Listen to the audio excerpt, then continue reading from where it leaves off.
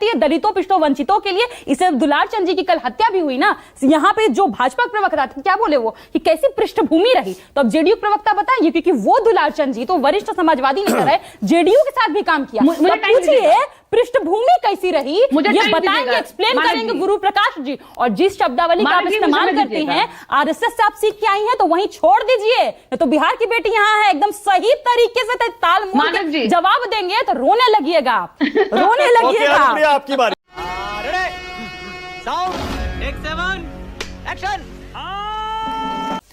पहले रागिनी आप इसे शुरू कर रहे हैं। रागिनी, प्रेस कॉन्फ्रेंस 1 मिनट की हो गई, 26 सेकंड की हो गई, इससे क्या फर्क पड़ता है? एनडीए के नेता बोल रहे हैं हमें प्रचार करना था, भाई प्रचार चल रहा है इसलिए चले गए। सम्राट चौधरी ने पूरी प्रेस कॉन्फ्रेंस को फेस किया, सवालों को पूरा बताया, तो इसमें इतना बड़ा मुद्दा अशोक गहलोत और आप लोग क्यों बना रहे हैं? नहीं, सच कह रहे हैं आप, मुद्दा होना ही नहीं चाहिए, क्योंकि नरेंद्र मोदी जी ने तो 11 साल में एक प्रेस कॉन्फ्रेंस नहीं की। ऐसे थर-थर कांपने लगते हैं प्रेस वार्ता के नाम पर और पत्रकारों के नाम पर। तो एनडीए ठगबंधन ने 1 मिनट की प्रेस वार्ता कर दी या 1 मिनट की के लिए घोषणा पत्र के लिए मंच पर आ गए, तो उनकी जरूर तारीफ ही होनी चाहिए मानक जी, और वो तारीफ आपने शुरुआत में कर ही दी है। पर कवाली बेइज्जती 2-3 सवाल तो यहाँ पर जरूर उठते हैं, और मैं शुरू करती हूँ ये कहकर कि घोषणा पत्र के मंच पर 26 सेकंड भी न टिक पाए नड्डा और नीतीश। बिहार में 2025 के चुनाव में एनडीए होगा पूरी तरह फिनिश। तो देखिए, कमाल की बात यह है कि सम्राट चौधरी को मंच पर अकेला छोड़कर क्यों चले गए नीतीश बाबू, उपेंद्र कुशवाहा, चिराग पासवान, मांझी।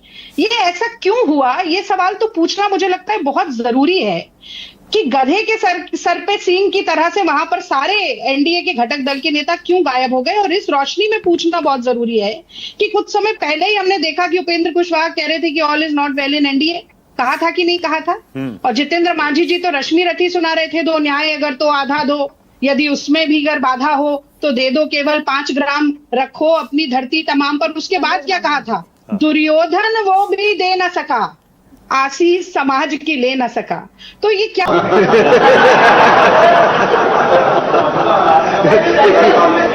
क्या गड़बड़ चल रही है, क्या गड़बड़ घोटाला है, क्या असमंजस है, किस किंतु परंतु अगर मगर इफ बट के माया जाल में एनडीए फंसा हुआ है, ये सवाल तो पूछना पड़ेगा। और दूसरी बात, एक और 3 बातें बोलूंगी जल्दी से।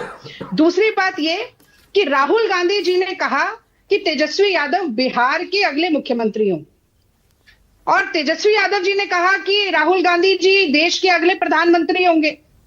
पर सम्राट चौधरी जी ने यह नहीं कहा कि नीतीश कुमार जो हैं वो अगले मुख्यमंत्री होंगे, और नीतीश बाबू ने यह नहीं कहा कि सम्राट चौधरी अगले मुख्यमंत्री होंगे। तो भैया, जब अमित शाह ये बोल जाते हैं, सुनिए ना, अमित शाह जब एक रैली में बोलते हैं जाकर कि सम्राट चौधरी को जिता दीजिए, सम्राट चौधरी को हम सबसे बड़ा आदमी बिहार में बनाएंगे, तो इसका क्या मतलब होता है? वो बोल के तो चले गए, पर नाम की घोषणा करने की जब बात आई तो नीतीश बाबू गले की हड्डी बन जाते हैं, ना उगली जा रही है ना निगली जा रही है। आपको थोड़ा सा सही पकड़े हैं, करेक्ट कर देता हूं, थोड़ा सा करेक्ट कर देता हूं। देखिए, पत्रकारों मेरा काम है, कम से कम तथ्य देखिए साफ होने चाहिए। हाँ, बताइए। एक तो अमित शाह ने ये नहीं कहा था सबसे बड़ा आदमी बना दूंगा, उन्होंने कहा था बड़ा आदमी बना दूंगा। एक तो पहला करेक्शन ये। दूसरा करेक्शन ये कर दूं, सम्राट चौधरी ने बार बार कहा है कि नीतीश जी सीएम बनेंगे। सम्राट चौधरी ने कई बार ऑन रिकॉर्ड कहा है, आप कह रही हैं उन्होंने नहीं कहा, उन्होंने कहा है।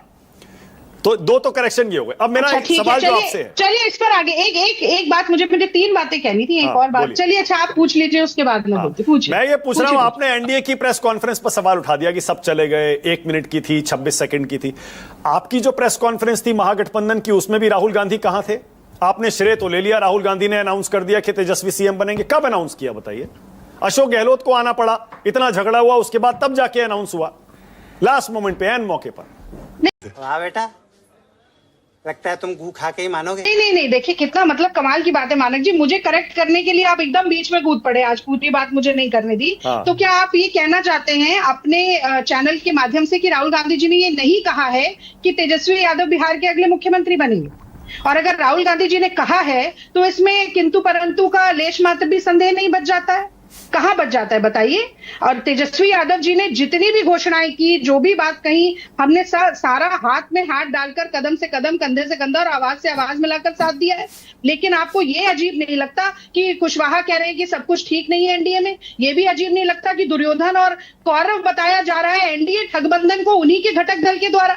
कि चिराग पासवान कहते हैं कि अपराध तो बहुत ज्यादा बढ़ गया है, ठीक नहीं हो रहा है बिहार में सब। नहीं, बिल्कुल अजीब है। इस पर तो मैंने रोज राष्ट्र की बात में सवाल पूछा है, और रोज सवाल पूछा तो है। मैं भी पूछूंगी, मैं भी पूछूंगी, और ये भी पूछा ऐसे तो नहीं होता है कि एनडीए ने आज तक प्रेस कॉन्फ्रेंस क्यों नहीं की? नहीं, मैं ये भी कहूंगी, आपने क्योंकि मुझे करेक्ट किया कि सबसे बड़ा नहीं बड़ा कहा है, तो बड़ा का क्या अर्थ क्या है? क्या सम्राट चौधरी बड़े नेता नहीं है बिहार के? और अगर बड़े नेता नहीं है तो बार बार उन्हें आगे क्यों प्रोजेक्ट किया जा रहा है? और अगर बड़े नेता हैं तो वो बड़ा और क्या बना सकते हैं? ये सवाल तो आपको पूछना चाहिए था, पर मैं पूछती हूँ और जनता के विवेक पर छोड़ देती हूँ। उनका तात्पर्य क्या था? क्या वो सम्राट चौधरी को ही सीएम का चेहरा बताना चाहते हैं? आज सम्राट चौधरी ने अकेले प्रेस वार्ता की और सवालों के जवाब दिए। क्या सम्राट चौधरी 20 साल से मुख्यमंत्री थे? और जो मुख्यमंत्री थे वो क्यों गायब हो गए? क्यों गायब हुए आज की प्रेस वार्ता? क्या उनको एक सवाल बिल्कुल सही, चले जाइएगा, आप चले जाइएगा। 70,000 करोड़ का घोटाला कैसे हुआ? कैग की रिपोर्ट ने कहा 90,000 करोड़ रुपया बिहार में लैप्स कैसे हुआ? बिहार में 17,000 स्कूलों में बिजली क्यों नहीं है? 73,000 स्कूलों में कंप्यूटर क्यों नहीं है? 27 यही नहीं, अभी और सुनिए, इस बड़े पुल कैसे ढह जाते हैं? 10 बड़ी परीक्षाएं, पेपर रद्द और परीक्षा लीक के केस कैसे सामने आते हैं? 3.5 करोड़ रजिस्टर्ड मजदूर क्यों है बिहार में? ये सारे सवाल जो हैं, इनका जवाब देने का काम नीतीश बाबू का था। आज घोषणा पत्र नहीं, आज रिपोर्ट कार्ड का दिन था, उपलब्धि बताने का दिन था, अचीवमेंट गिनाने का दिन था। और अगर रिपोर्ट कार्ड की बात की जाए तो एनडीए ठगबंधन को पिछले 20 साल में मिलता है एक बड़ा शून्य, 0, नील बटा सन्नाटा, 0। ठीक है। देखिए, बिहार में पिछले 6 महीनों में 9 कारोबारियों की हत्या हुई है, 953 अपराध रोज होते हैं, एक हफ्ते में करीब 18 से 20 नाबालिग बच्चियों का बलात्कार होता है। और उसके बाद भी अगर ये आज कह रहे हैं कि जंगल राज या रावण राज बिहार में नहीं है, तो मैं समझती हूँ कि किसी मुगालफत में जी रहे हैं और विरोधी जितनी गलतफहमी में जिए, हमें उससे कोई समस्या नहीं, जीते रहे। राहुल गांधी नहीं थे तो मोदी बैठे थे क्या? कहाँ थे मोदी प्रेस वार्ता में? जा जाकर बड़े बड़े भाषण तो वही दे रहे हैं। अमित शाह जी दे रहे हैं, कहाँ थे अमित शाह? कोई जवाब दीजिए इस बात का। तो इसीलिए जिसका जो शीशे के घर में रहते हैं उन्हें दूसरे पर कांच नहीं उछालना चाहिए। बड़े IIT की बात कर रहे थे। मैं दरभंगा के सरकारी अस्पताल का दृश्य दिखाना चाहती हूँ। ये दरभंगा का सरकारी अस्पताल,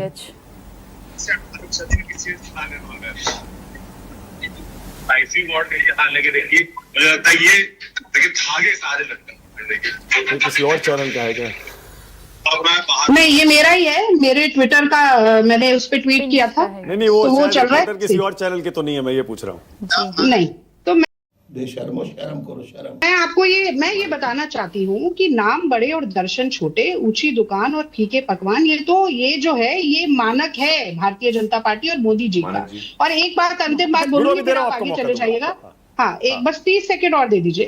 तो देखिए, एक वो 2.5 किलो के हाथ वाले सनी देओल का आपने डायलॉग सुना होगा, तारीख पे तारीख, तारीख पे तारीख, तारीख पे तारीख।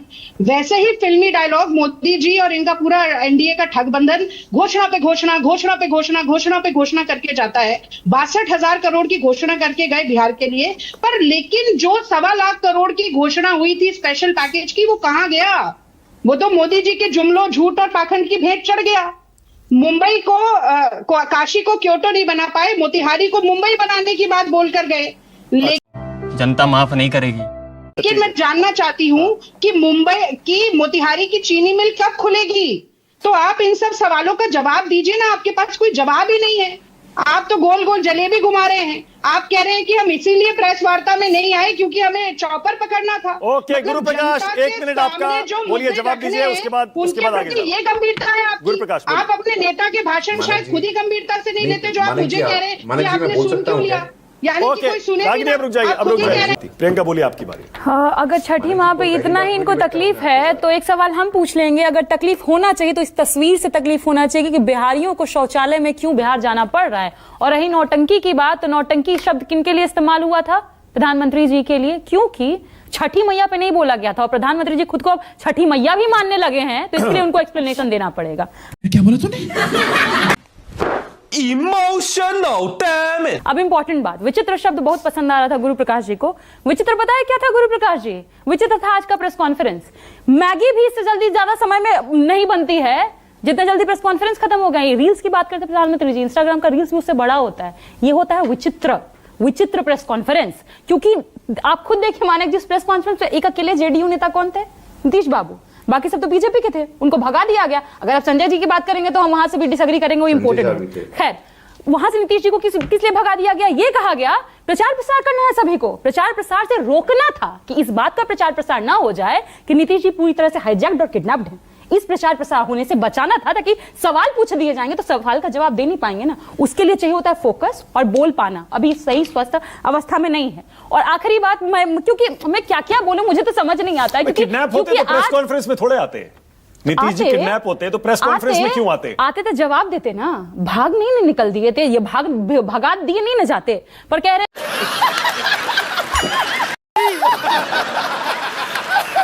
थे कि आपको फोकस करना चाहिए अमित शाह जी के भाषणों पर और मोदी जी के भाषणों पर। तो हमको बताइए ना, अमित शाह जी कह रहे थे कि बिहारियों की बुद्धि का लोहा तो पूरा विश्व मानता है। आप उस बुद्धि का आपने क्या किया?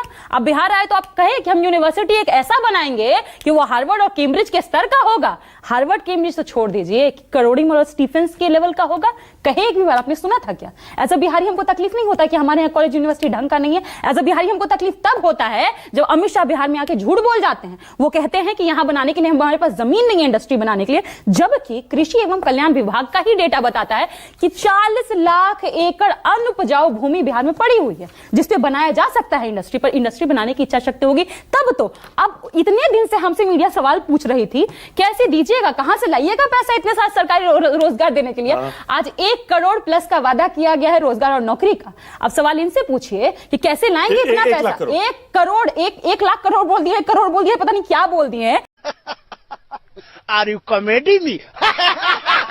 प्लस रोजगार नौकरी। पर रोजगार का भी डेफिनेशन देश को जानना चाहिए। इनके हिसाब से, सरकार के हिसाब से रोजगार का डेफिनेशन ये है कि सप्ताह भर में अगर आपको 2 घंटे भी काम मिल गया तो रोजगार हो गया। तो सवाल आज ये पूछेंगे कि जब प्रधानमंत्री कहते हैं कि हर दिन आईटी कॉलेज खुल रहा है, तो कितने बिहार के जिलों में कितने जगह पर आईटी कॉलेज खोल दिए गए हैं? कैसे आपकी रोटी रोजगार पहुंचेगा? जब आज आप कहते हैं कि हम बच्चों को पौष्टिक खाना देंगे मिड डे मील में, तो हमको ये बताइए कि अब मैनिफेस्टो में इनको लिखना पड़ रहा है कि पौष्टिक खाना देंगे, तो आज तक नहीं दे रहे होंगे। पौष्टिक खाना खाली प्रधानमंत्री जी को मिल रहा होगा, उनके लिए उनके लिए पता नहीं 2 लाख वाला मशरूम आ रहा होगा, 2000 वाला मशरूम आ रहा होगा, कौन सा मशरूम आ रहा होगा। पर लास्ट बस इतना ही कहेंगे, हम ये लोग कट कॉपी पेस्ट भी ढंग से नहीं कर पाते हैं। कट कॉपी भी मार रहे थे, उसमें ही फेल हो जाते हैं। हमने कहा कि हम हर पंचायत में अंबेडकर हम लोग पुस्तकालय खोलेंगे। हम लोग जिले में हम कर्पूरी ठाकुर जी के नाम से हम आवासीय विद्यालय खोलेंगे। एक तरफ हम हैं जो उनके नाम को अमर करना चाहते हैं, एक तरफ ये है जो उनके नाम को सिर्फ गाली देते हैं। ऑलराइट, अनुप्रिया यादव, तुम चुल्लू भर पानी में जाके डूब के मर जाओ। बस इतना ही कहेंगे कि हम शुरू में ही कहे थे ना कि अब जेडीयू में सिर्फ नीतीश कुमार ही बचा, कोई नहीं। इनकी प्रवक्ता भी जो है अब जेडीयू की नहीं है, Sanjay Jha private limited company की है। इसलिए है क्योंकि कभी भी एक मिनट कुसंस्कारी वाला प्रदर्शन यहाँ मत करिए। मैं बोल रही हूँ, आप सुनिए। अब आप बोल रही थी, मैंने सुना, आप सुनिए, सुनिए, नहीं तो चिल्लाते रहिए।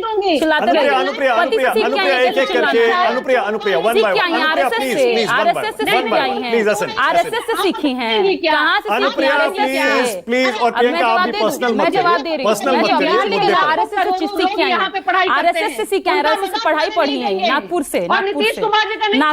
अब मैं जवाब देती हूँ। अनुप्रिया प्लीज, एक मिनट आइए, स्क्रीन से हटाइए, नहीं ऐसे। मैं बस इतना ही जवाब दूंगी। अब रुक जाइए अनुप्रिया प्लीज, 1 by 1 कि जो उन्होंने भाषा इस्तेमाल किया, इटली, ये भाषा क्या भाजपा की नहीं है? इसका मतलब है कि ये जो है, मैं शुरू से इसीलिए कह रही हूँ कि नीतीश जी हाईजैक्ड है, क्योंकि ये Sanjay Jha and private limited company वाली ही भाषा है। राहुल गांधी जी के लिए इटली का शब्द का इस्तेमाल करना और इस तरीके से चारा खाने वाली शब्दावली ये महिला हमेशा इस्तेमाल बीच में ना बोल, थारे माथे पर लिखे है बीच में ना बोल। दलितों, पिछड़ों, वंचितों के लिए। इसे दुलार चंद जी की कल हत्या भी हुई ना, यहाँ पे जो भाजपा प्रवक्ता थे, क्या बोले वो कि कैसी पृष्ठभूमि रही? तो अब जेडीयू प्रवक्ता बताएंगे, क्योंकि वो दुलार चंद जी तो वरिष्ठ समाजवादी नेता रहे, जेडीयू के साथ भी काम किया। पृष्ठभूमि कैसी रही मुझे ये टाइम बताएंगे, दीजिएगा। एक्सप्लेन मानक करेंगे जी। गुरु प्रकाश जी। और जिस शब्दावली का आप मानक जी, इस्तेमाल मुझे करते दीजिएगा। हैं आरएसएस से आप सीख के आई हैं तो वहीं छोड़ दीजिए, नहीं तो बिहार की बेटी यहाँ है एकदम सही तरीके से ताल मोल मानक के जी। जवाब देंगे तो रोने लगिएगा आप, रोने ओके लगिएगा। अनुप्रिया, आपकी बारी। खत्म, bye bye, tata, good bye, गया।